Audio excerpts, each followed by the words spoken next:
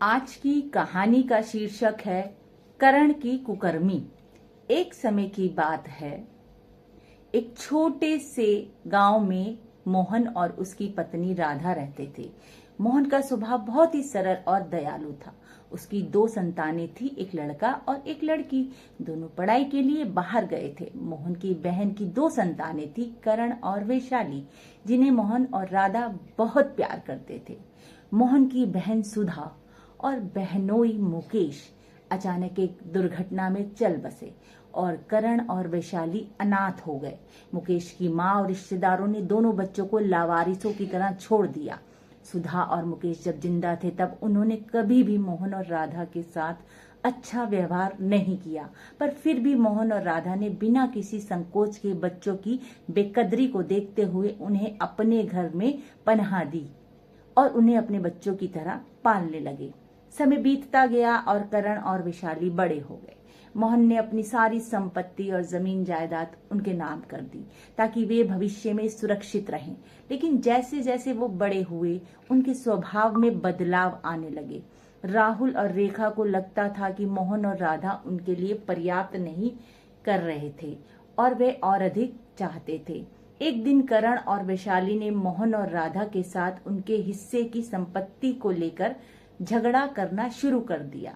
उन्होंने दावा किया कि उन्हें पर्याप्त हिस्सा नहीं मिला है और वे और अधिक चाहते हैं।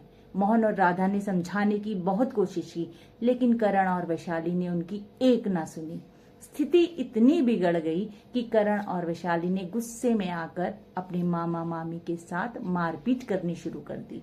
उन्होंने मोहन और राधा को घर से निकालने की धमकी दी और उनके साथ बहुत ही बुरा व्यवहार किया। पड़ोसियों ने बीच बचाव करने की कोशिश की, लेकिन करण और वैशाली ने किसी की भी नहीं सुनी।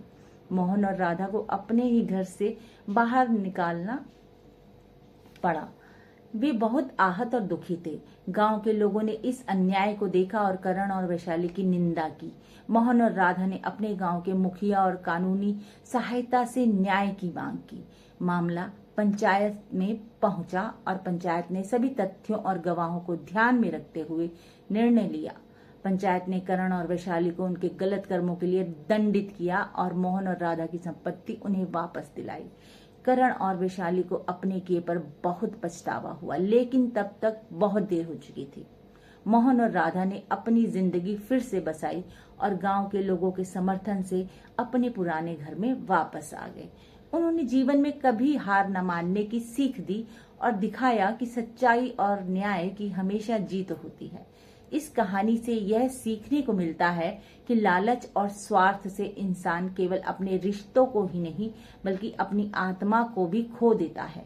प्यार और सम्मान ही जीवन के सच्चे मूल्य हैं, जिन्हें हमें हमेशा अपने साथ रखना है।